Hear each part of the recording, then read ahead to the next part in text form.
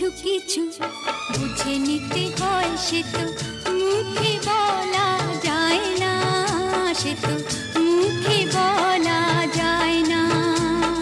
কথা কিছু কিছু বুঝে নিতে হয়, সে তো মুখে বলা যায় না, সে তো মুখে বলা যায় না। চোখের কথাই মনের কথা, চোখে মনের আয়না।